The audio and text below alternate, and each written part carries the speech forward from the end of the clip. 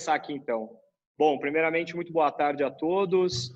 Em nome da MZR, do Grupo MZR, a gente agradece muito a presença dos clientes, dos ouvintes e da ministra, com certeza.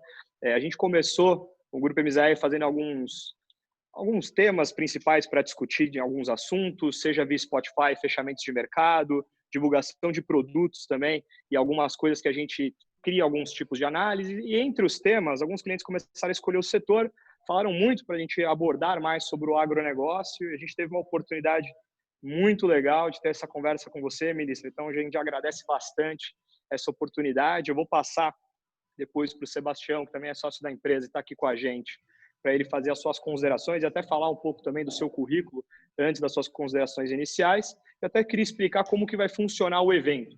Acho que é uma coisa importante para todo mundo. Então, teremos essas considerações iniciais feitas pela ministra. Posteriormente a isso, a gente aqui na MZR separou algumas análises em relação principalmente aos resultados de quadrimestre que saíram agora do agronegócio, com algumas perguntas para você em relação a isso. Essa questão da China, eu acho que é uma dúvida muito forte que foi colocada aí dos clientes também. Acho que é legal a gente abordar um pouco mais o tema. E a gente finaliza. Alguns clientes nossos são muito voltados para esse setor. Eles têm perguntas até mais específicas.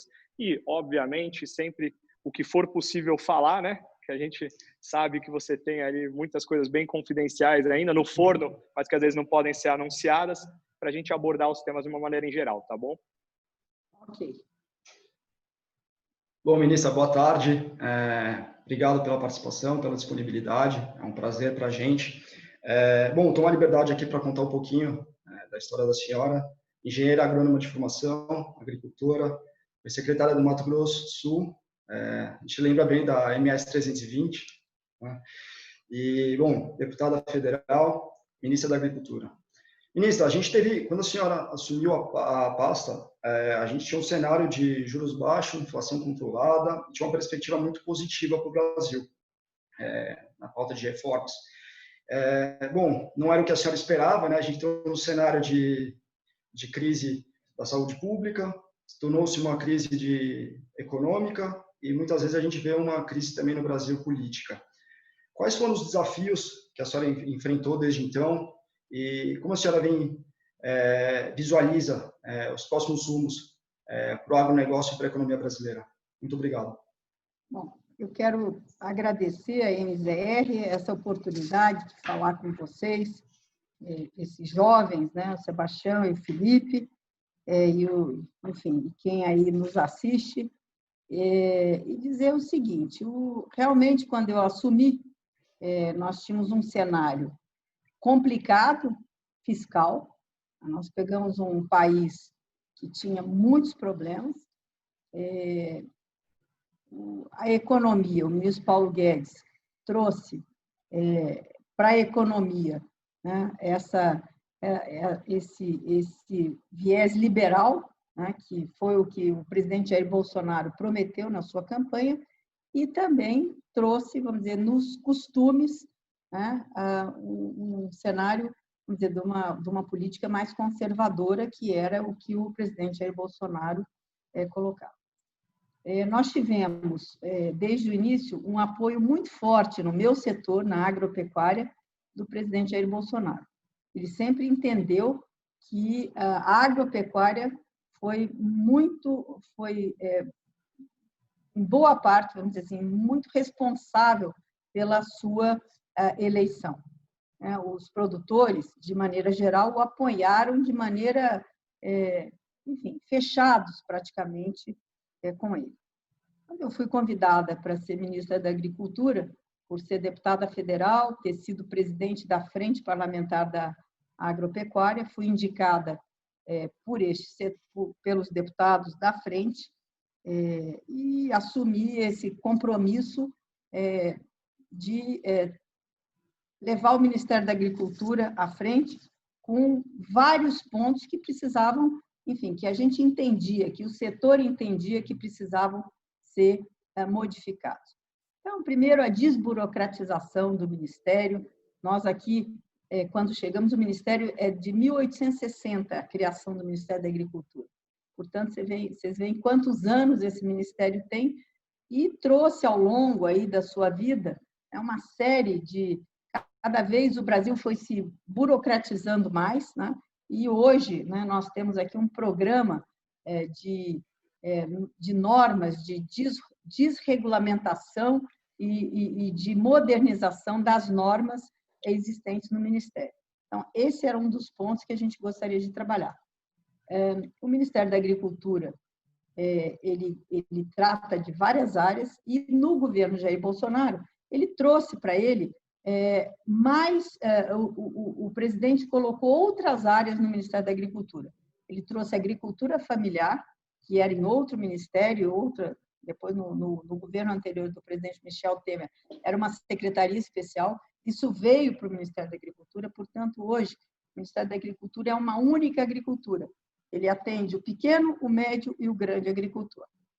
Nós trouxemos também, nessa implementação de uma nova administração, do novo olhar para os ministérios, tendo que diminuir ministérios, também veio para nós a pesca, que hoje também está dentro do Ministério da Agricultura. Veio também o Serviço Florestal Brasileiro, que estava no Ministério do Meio Ambiente. Aliás, hoje é o Dia do Meio Ambiente, hoje é um dia de comemorar aí o meio ambiente. Esse segmento também veio, que são as florestas públicas, as concessões florestais e o CAR, que é um programa que ninguém no mundo tem um programa na dimensão que tem aí o CAR pro nosso país. Enfim, o Ministério da Agricultura, então, ele concentrou, vamos dizer, toda a agropecuária brasileira aqui nela. A gente sabia que eram grandes desafios, mas a gente não podia imaginar, né? Primeiro, a economia começava a deslanchar, né? No fim do ano passado, nós tínhamos aí todos os indicativos e indicadores de que a economia deslancharia. Nós tivemos a Previdência, né? A reforma da Previdência, que era essencial. Aí depois nós tínhamos na esteira da Previdência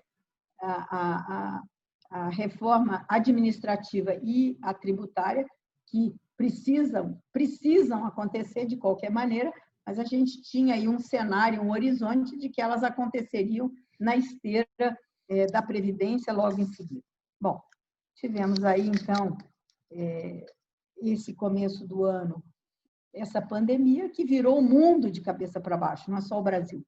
Nós tivemos aí o mundo com todo o cenário que a gente vê hoje de dificuldades, né, mudando aí, e teremos novos paradigmas aí a serem quebrados, né, que eu acho que o mundo será muito diferente depois dessa pandemia, mas a agricultura no Brasil, eu posso dizer com muita satisfação e com muito orgulho de que esse setor, ele, com todos os problemas que nós encontramos nesse cenário de pandemia, ele continuou funcionando. No primeiro momento, nós tivemos problemas de harmonização, de diferentes pensamentos entre prefeituras, estados e a União, mas isso tudo, com diálogo, foi resolvido.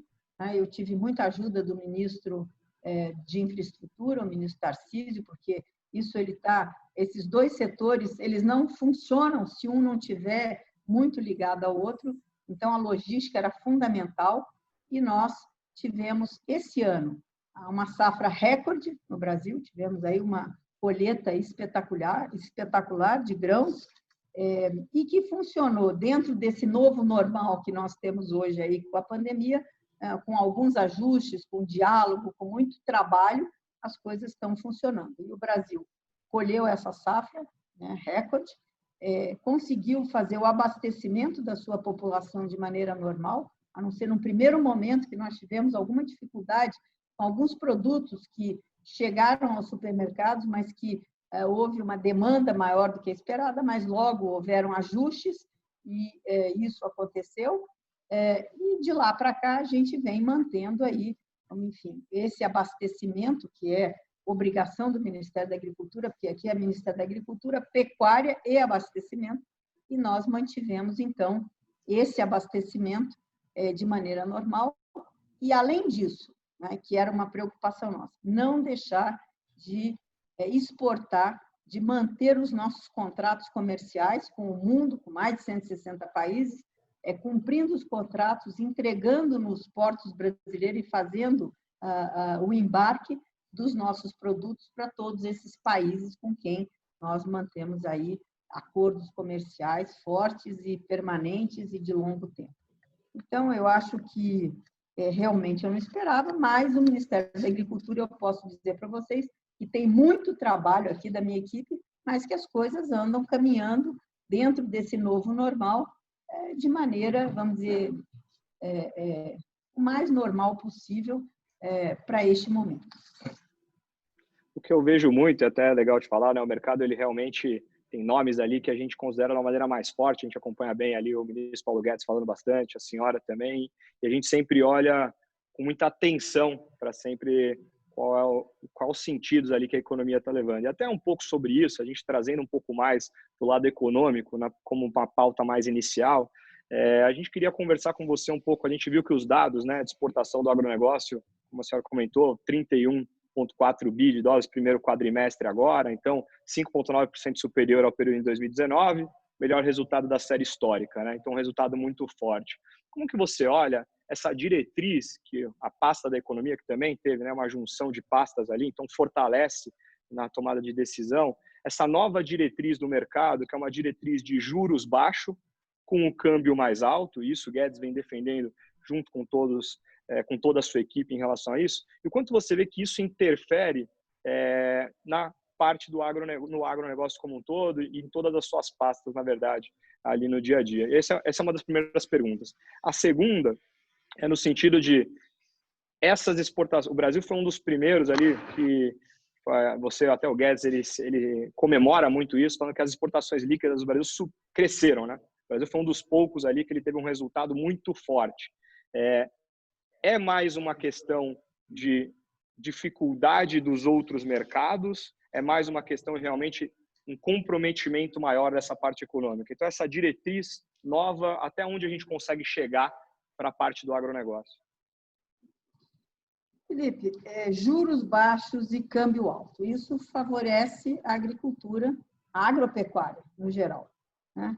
Então, apesar dos preços das commodities lá fora, alguns caindo, mas o câmbio alto no Brasil trouxe aí preços muito bons para o setor, né? E a gente até tem alguma preocupação, às vezes a gente acompanha muito de perto as exportações de alguns produtos nossos para fora.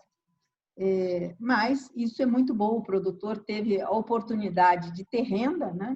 Enquanto outros setores estão aí tendo que ser ajudados, vamos dizer, de maneira mais direta pelo governo. A agropecuária ela já vinha, né, ela já vinha num crescente de preços, aí tinha dado uma estabilizada, mas com esses juros que baixaram e o câmbio que foi aí a quase R$6, isso trouxe uma perspectiva muito favorável para o agronegócio. A gente sempre tem que entender que quando você trabalha com o mercado de exportação, você não ganha só, você não está ganhando na alta, porque muita gente já tinha fechado o câmbio lá atrás. Mas assim mesmo, né? Esse setor ele vinha com preços aquecidos e, enfim, ele tinha margem para estar ganhando dinheiro, principalmente o pessoal da soja, o pessoal das proteínas, aves, suínos, bovinos. Teve uma alta, que todos vocês lembram, acelerada de outubro, quando nós fizemos um fechamento e habilitações de várias plantas para a China, que pegou um momento também em que de falta de boi de pasto e falta do boi de confinamento, enfim, uma conjuntura super favorável para a exportação e para o preço para o pecuarista, né? Trazendo até um pouco de problema com o consumidor final brasileiro, que estava acostumado com uma estabilidade do preço da carne e, de repente, viu isso crescendo muito e descolar. Mas, enfim, nessa pandemia, o que é que a gente está sentindo?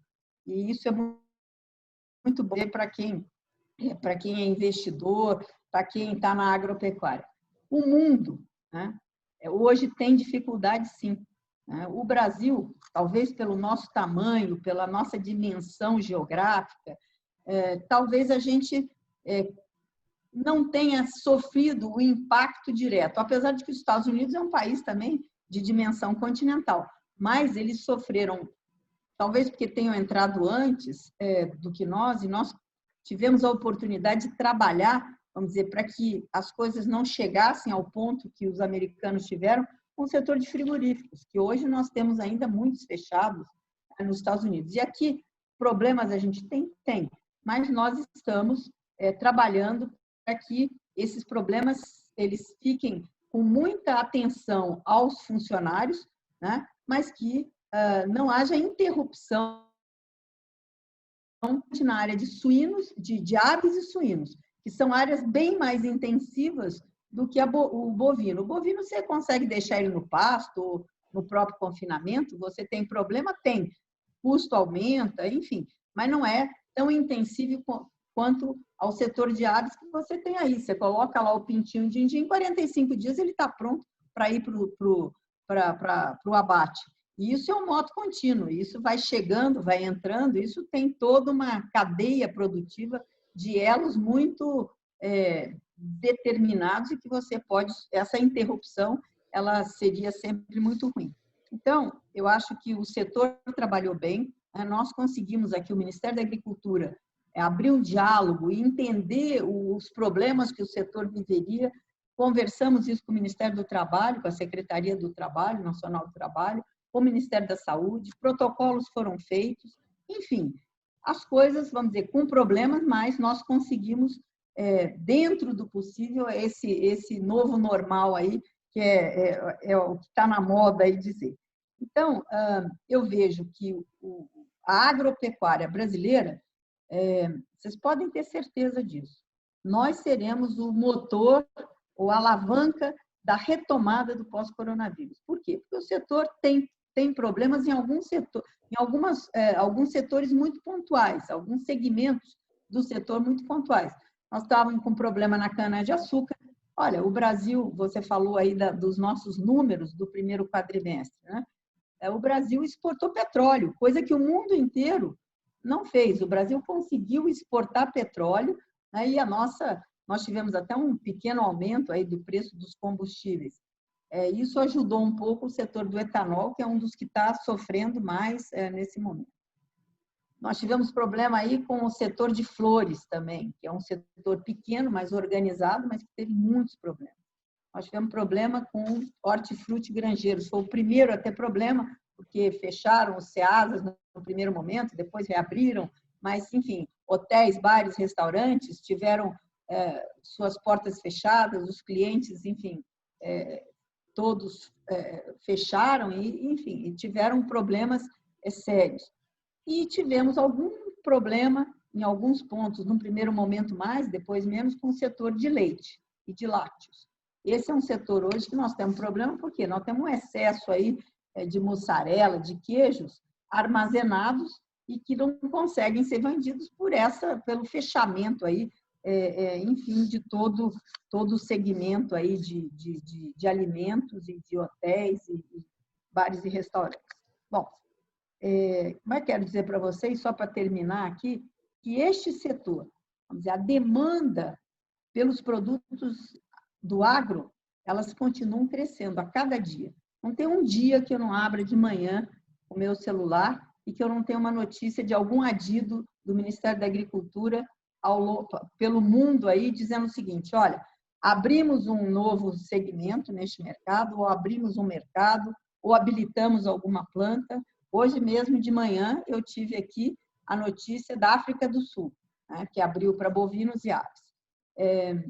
Anteontem nós tivemos aí Vietnã, Filipinas, Tailândia, enfim, todos os dias tem um novo mercado se abrindo para o Brasil em algum segmento.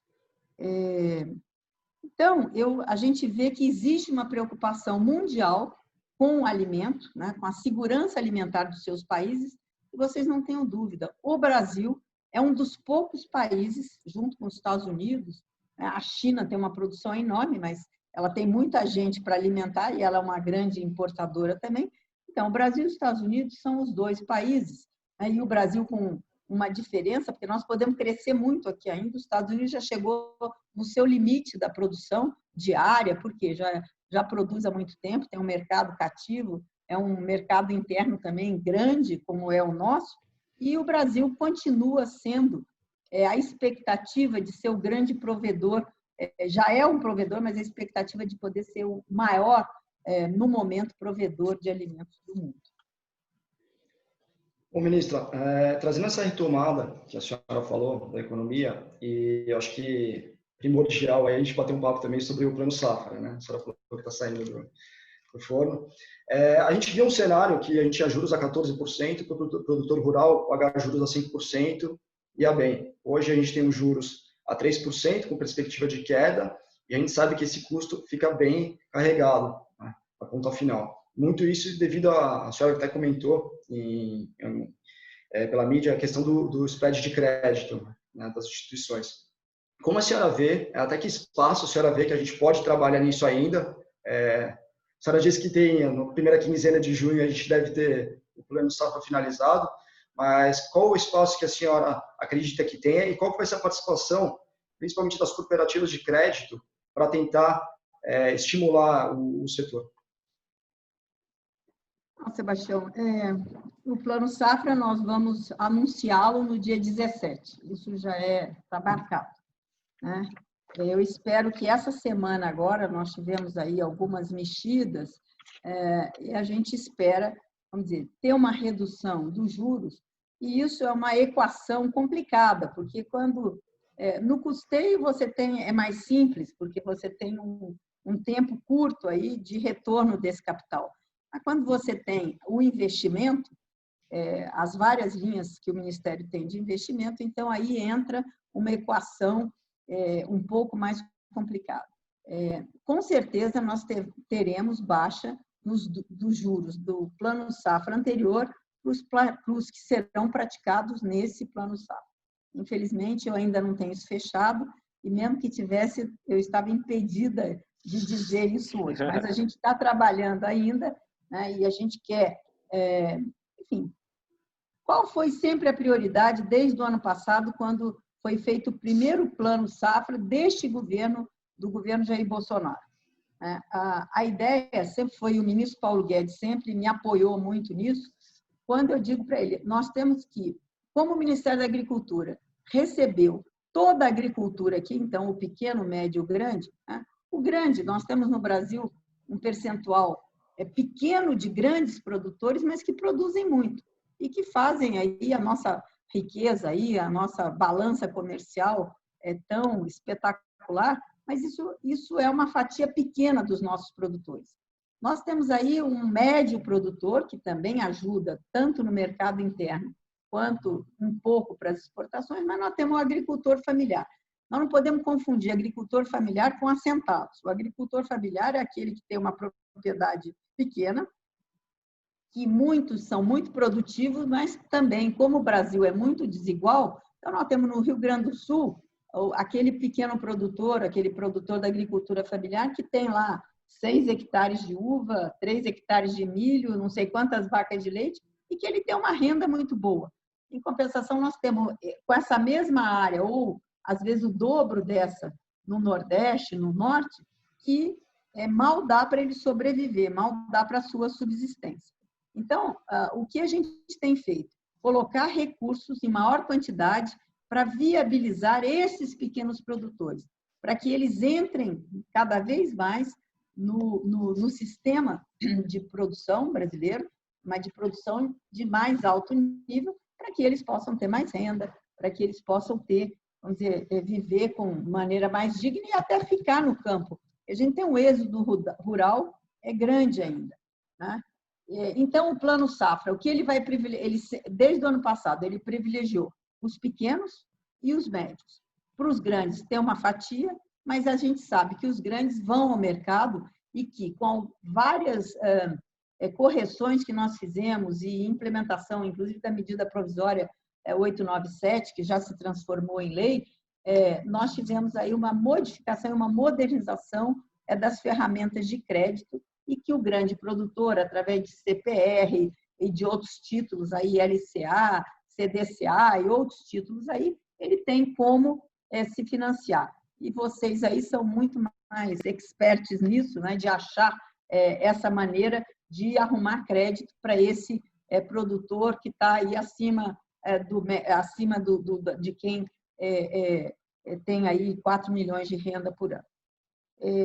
E para esses outros é que a gente tem trabalhado muito. Agora, nós estamos preocupados nas linhas de investimento, como Inovagro, Moderagro. Isso é o que? Investimento, é investir, por exemplo, galpão de frango. A gente vem tendo aí uma procura espetacular pelas proteínas animais brasileiras. Então, frango, suínos e bovinos, né? Então, só que o frango, né, o setor avícola, ele precisa de muito capital. Por quê? Porque hoje o que é exigido em termos de segurança na área de sanidade e nesses aviários é uma coisa... Então, cada vez eles precisam se modernizar mais e tem mais exigências sanitárias para que esse produto seja produzido e também para utilizar no Brasil e também para fora, né, para exportar.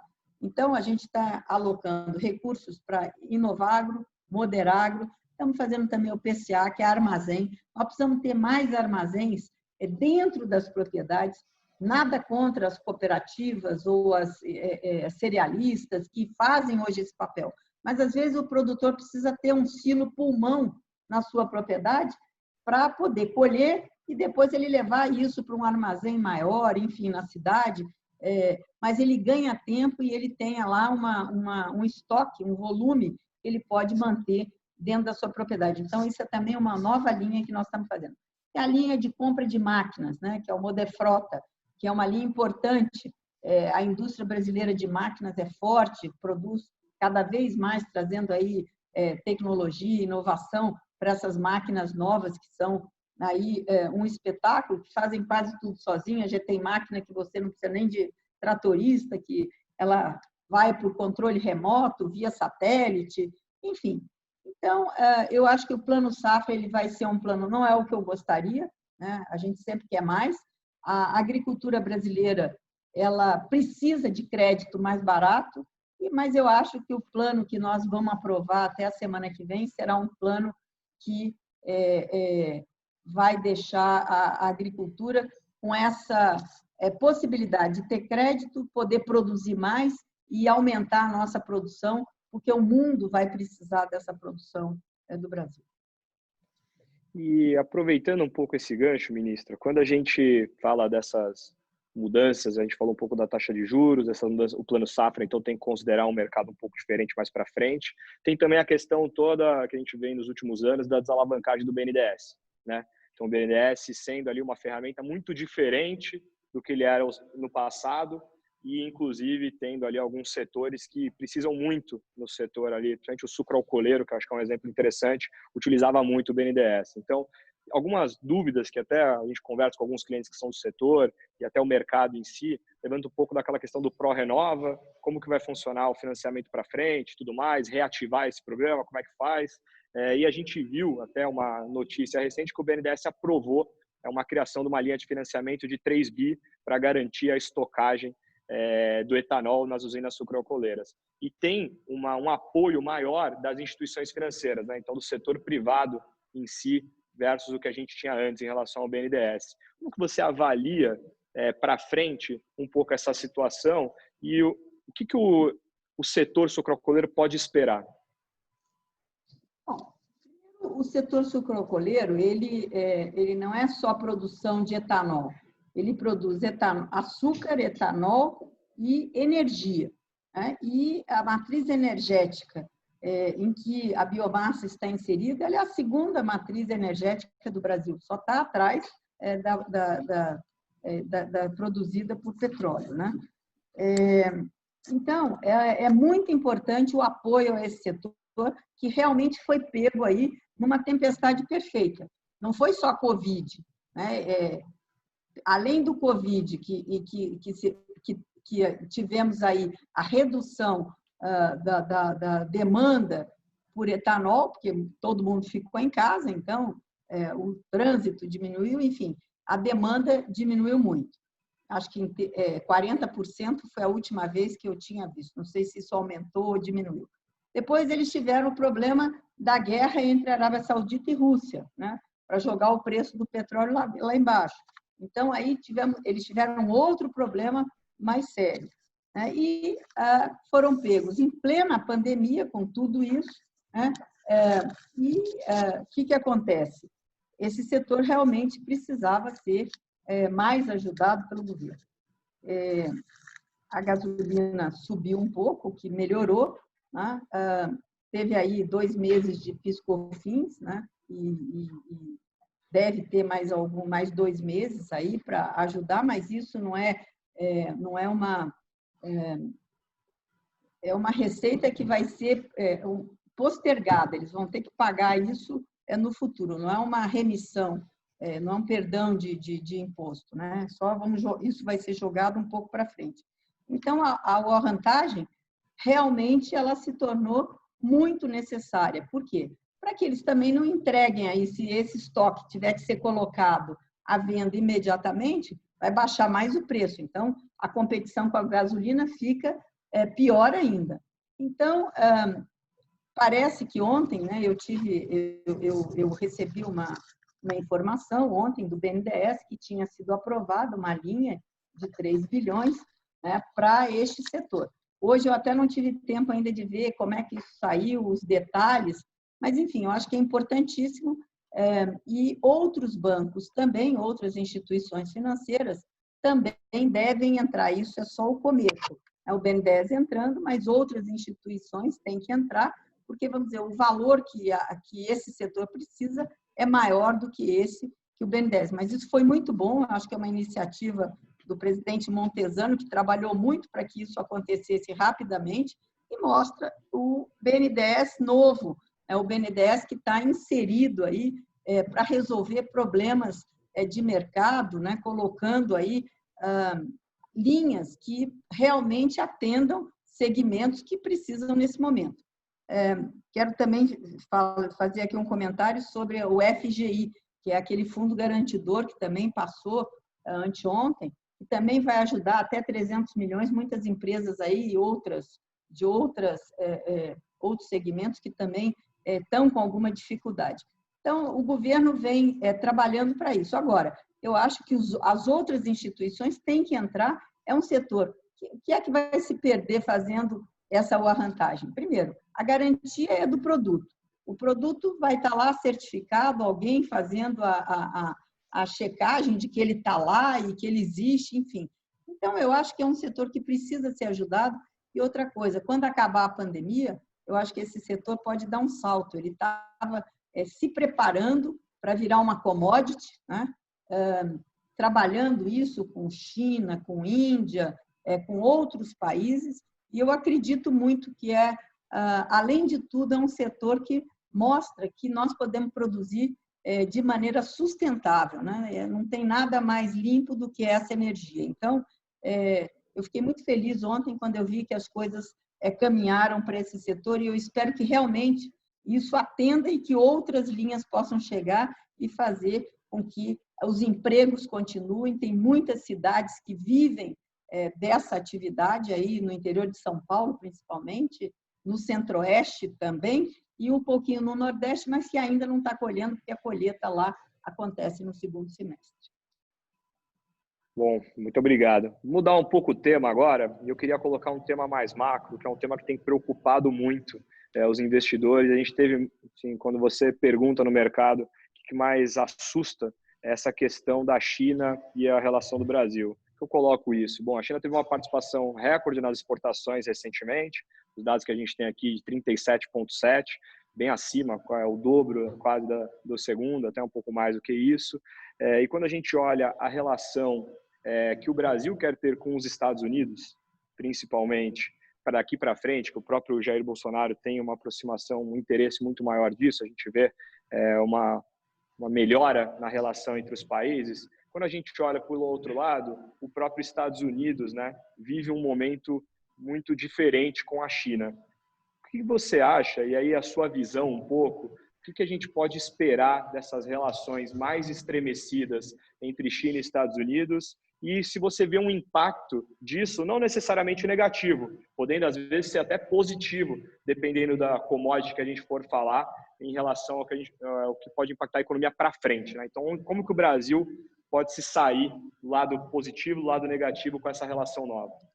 Ministra, se a senhora me permite, incluindo aí na pergunta do Felipe, seguindo exemplos como os países como o Japão, Estados Unidos, Alemanha, como que a senhora acredita que o governo pretende proteger o Brasil de uma certa invasão de investimentos do governo chinês? Olha, primeiro que eu acho que as relações, uma coisa é uma coisa, outra coisa é outra coisa.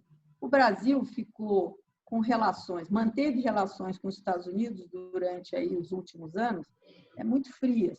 E o presidente Jair Bolsonaro, desde que assumiu, aliás, foi sua primeira visita, foi aos Estados Unidos. Eu tive a oportunidade de acompanhá-lo nessa visita.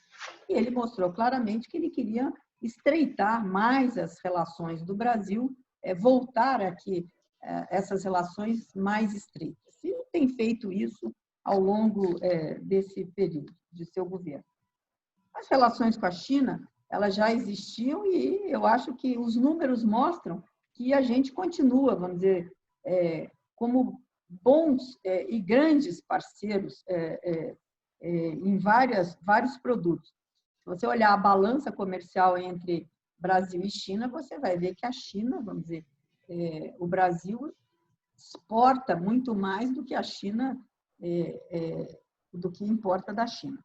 Então, a China é um país de 1 bilhão e 400 mil pessoas, é muita gente para comer, por mais que eles produzam e produzem bem lá, eles são dependentes de importação de outros países, principalmente em alimentos, né?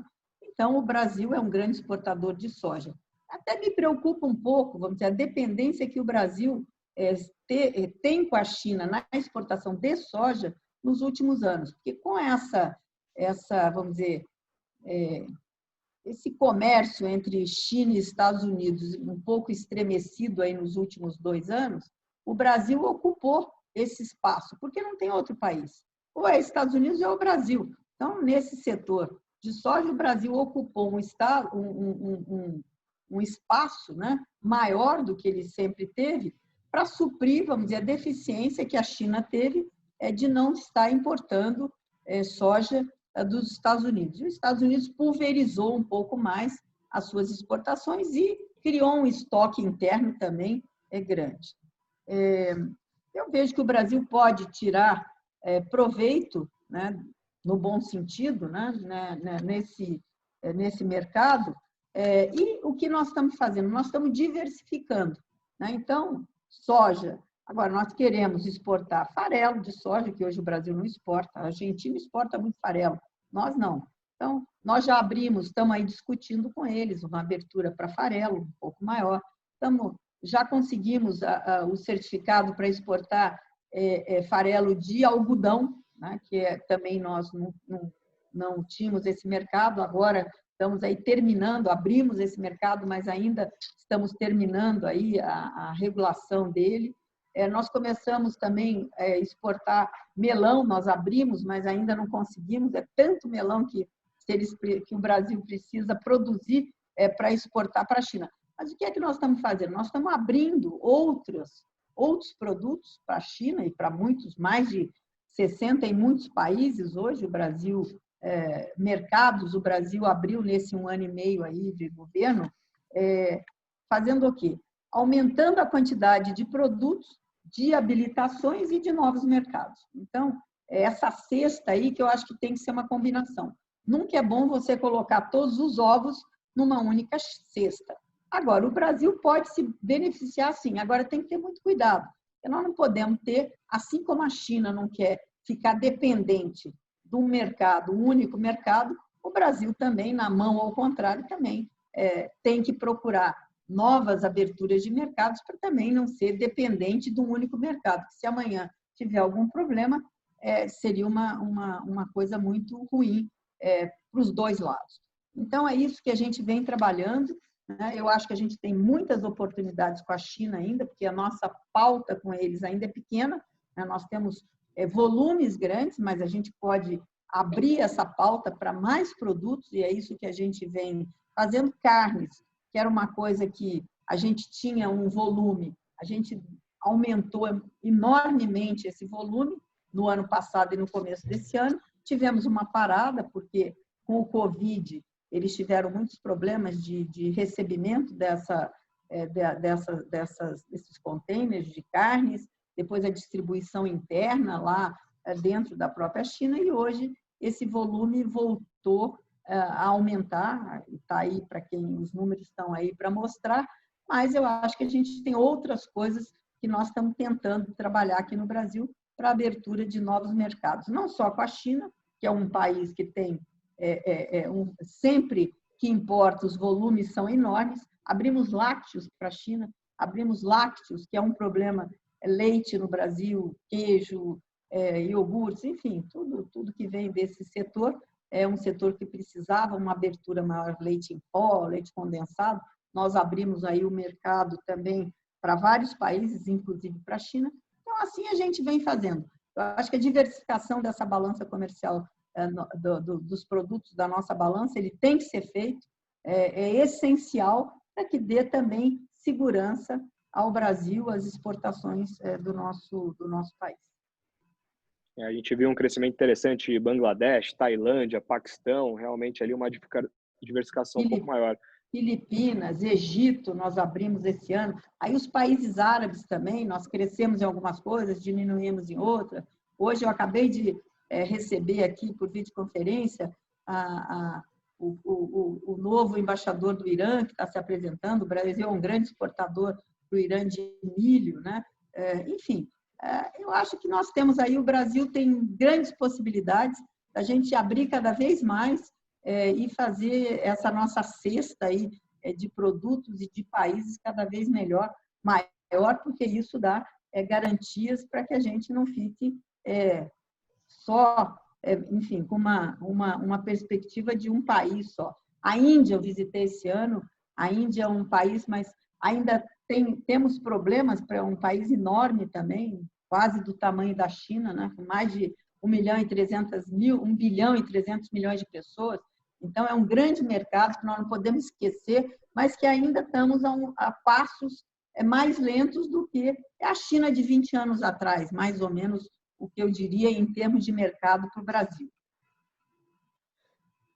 Sebastião, se você quiser a gente avançar já na pauta, a gente falou bem já sobre essa parte. Vamos mudar aqui um pouco o bate-papo, ministra. Aproveitando que hoje é o Dia Mundial do Meio Ambiente, a gente sabe que o grande drive, tanto para investidor brasileiro quanto para o investidor internacional, é a confiança. E a gente vê muito o impacto no noticiário de desmatamento por todo mundo. A gente queria saber como que a senhora acha que esse impacto no noticiário pode, de certa forma, causar uma relação de desconforto para a imagem do Brasil, principalmente nessa questão de exportações e abertura de novos mercados.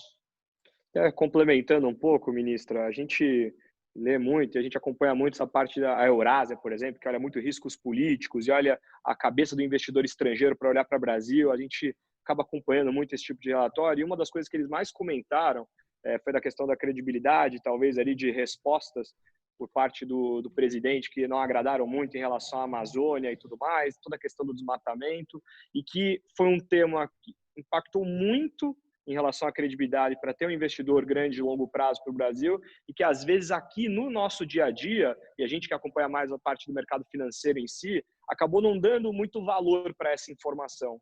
Então, como é que a senhora avalia tudo isso e aí colocar num pacote exatamente para essa questão da imagem do Brasil e essa mudança, para essa conquista da credibilidade?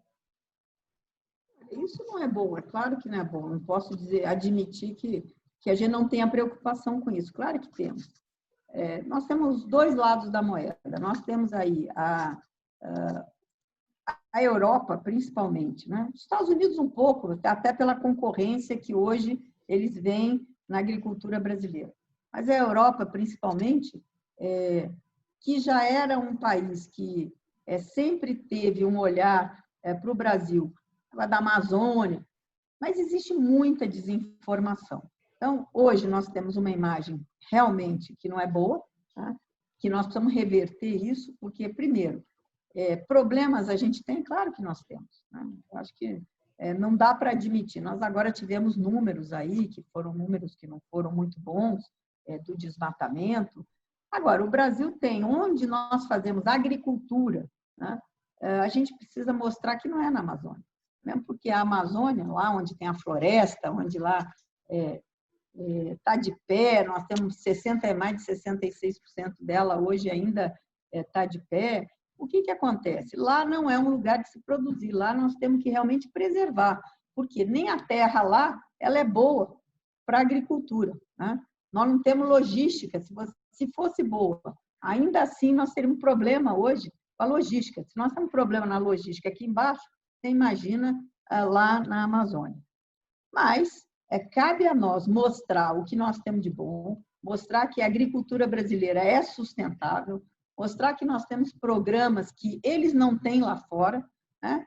E também entender que essa crítica ela tem um pano de fundo também da concorrência, né, que os agricultores europeus veem depois que o Brasil assinou o acordo Mercosul-União Europeia, né? E a gente colabora um pouco para essa imagem que a gente não pode deixar que isso aconteça, né? A gente tem que estar todo dia muito atento, respondendo a enfim, a essa imagem ruim que nos pregaram lá fora, mostrar que o Brasil está fazendo, nós temos um código florestal e que a gente tem um país de dimensão continental e que não é fácil fazer esse controle. Você tem na Amazônia, são 16 países da Europa, né? Lá só na Amazônia. Então, não é fácil você controlar isso tudo, mas o Brasil vem fazendo tem feito esforços para isso, né? Agora, nós não podemos deixar que essa imagem ela continue lá fora como se nós estivéssemos aqui, para crescer a agricultura, estou falando sobre agricultura, e para crescer a agricultura brasileira, a gente precisa desmatar. Isso não é verdade, né? Isso é mito, né? A verdade é que o Brasil hoje, com a área que tem, que é 6 a 7, 6, alguma coisa, vamos falar em 7%, é a área agrícola, para produzir tudo isso que a gente produz, né? Nós estamos aí produzindo em 7%, nós temos aí a pecuária, que é mais 23%, então são 30% do território, né? Mas que nós precisamos mostrar os bons exemplos que a gente tem aqui dentro.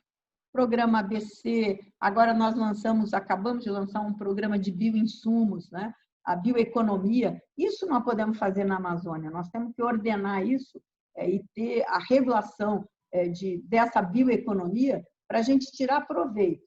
E outra coisa, nós temos que lembrar que onde a gente tem pobreza, nós não vamos ter desenvolvimento, né? E nós precisamos ter o desenvolvimento ordenado naquela região. Por quê? Porque o Código Florestal nos trouxe isso muito discutido e muito já implementado há muitos anos. Lá naquela região, nós só podemos desmatar 20%.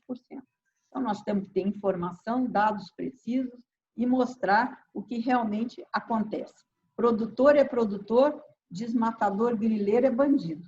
Nós não podemos colocar os dois na mesma cesta.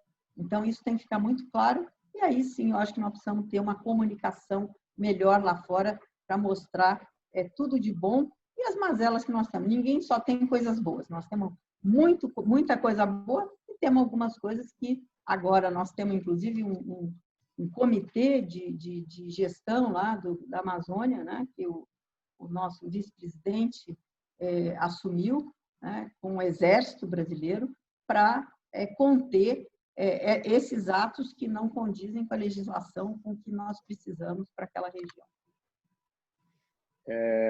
Muito obrigado. A gente tem algumas perguntas finais antes das considerações, até a gente já tomou bastante tempo aqui. Uma pergunta que, para a gente finalizar mais os temas, uma pergunta que sempre vem aqui para a gente quando a gente está falando com pessoas do setor, que é a relação da posição da ministra sobre vendas de terras para o estrangeiro. Como que está essa situação? Tem alguma mudança em relação a esse tema? Você acha que até no seu mandato, né? Você acha que tem realmente ali alguma mudança nesse sentido para esse assunto? É um assunto que ele é muito polêmico, ele não é um assunto que você vai levar e que ele vai entrar no Congresso e ser resolvido assim. Tem gente a favor, tem gente contra. E os dois lados têm bons argumentos, né?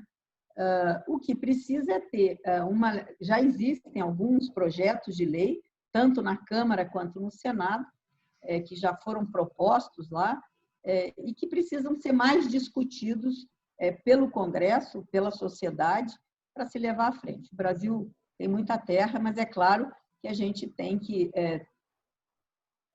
cada vez mais a segurança alimentar, a gente está vendo agora, né? A pandemia também serviu para isso. Para a gente ver que a gente tem que ter alguns cuidados e algumas travas nisso, né? Eu sou favorável ao projeto de lei, mas com algumas travas. Não sou a favor de abrir geral. Eu acho que a gente tem que ter cuidados, porque a soberania do Estado brasileiro, nós temos que ter cuidados para que a gente possa produzir, né, com quem vai produzir riqueza, vai dar emprego aqui no Brasil, né?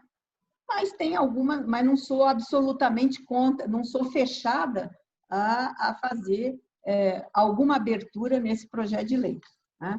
Nós temos aí alguns setores que precisam de investimentos externos e eu acho que isso vai ser mais debatido. Isso no passado foi muito difícil, depois ele ficou mais fácil. Agora eu acho que terá um debate muito acirrado, mas isso é uma matéria que o Congresso Nacional tem que decidir o que é que nós queremos com as nossas terras. Nós temos muita terra, mas nós temos que saber o que é que nós vamos fazer nessa abertura ou não para capital estrangeiro na compra de terra.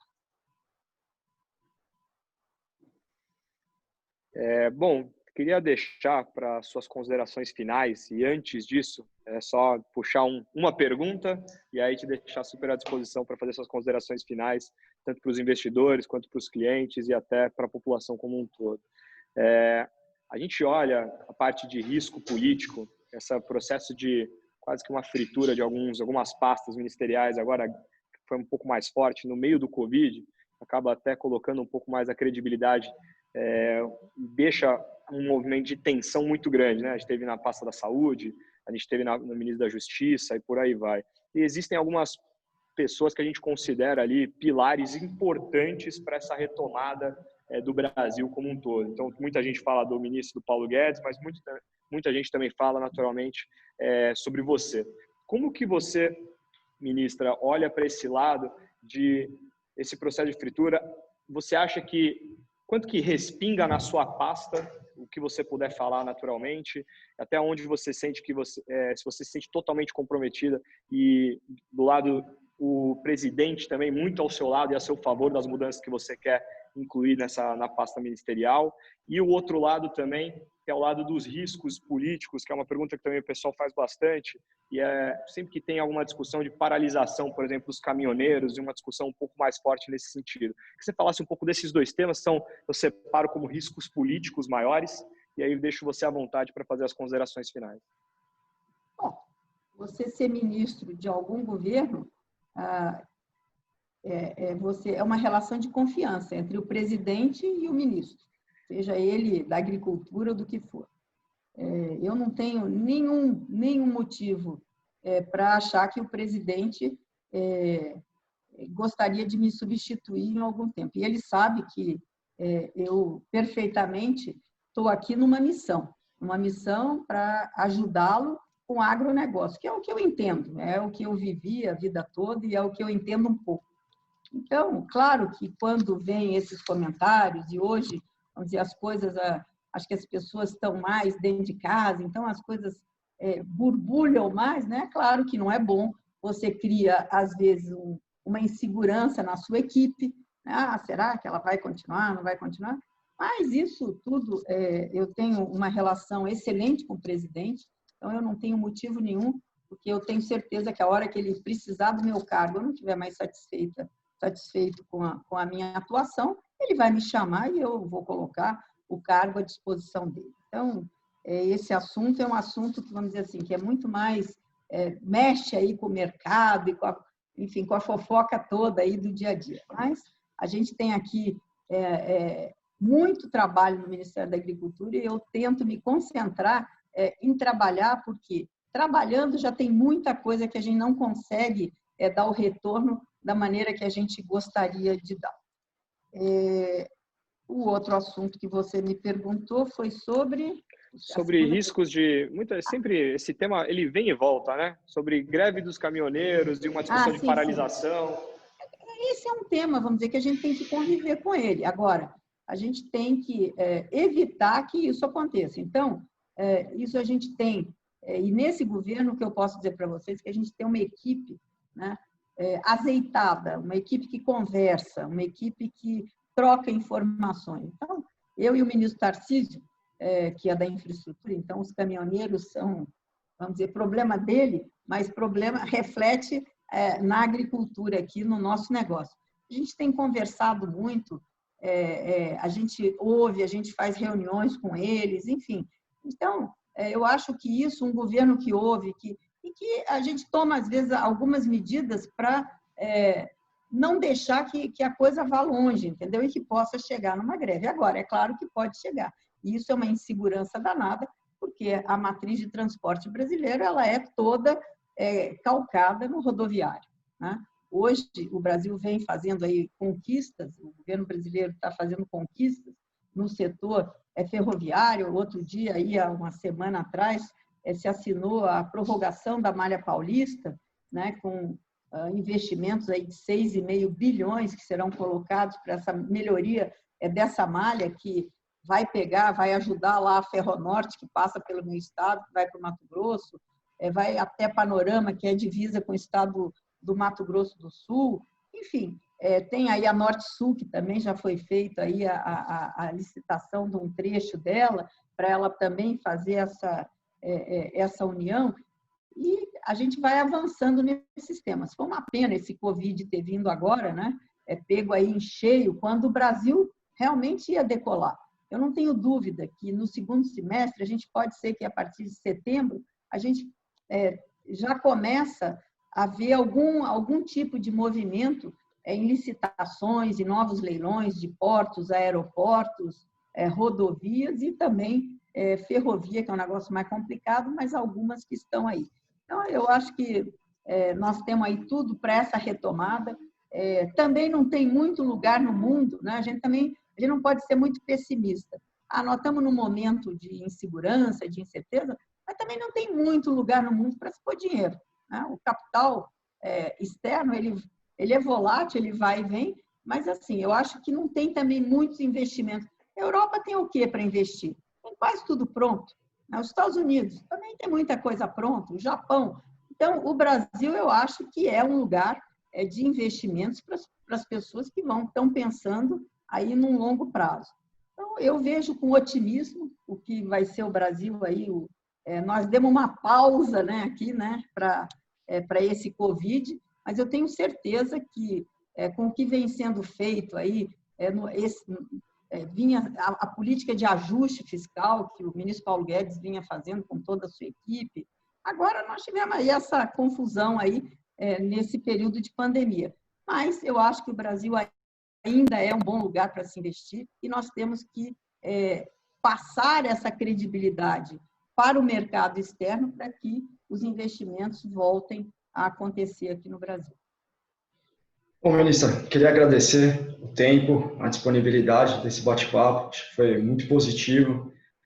Pedir desculpas às inúmeras mensagens que mandaram aqui de perguntas.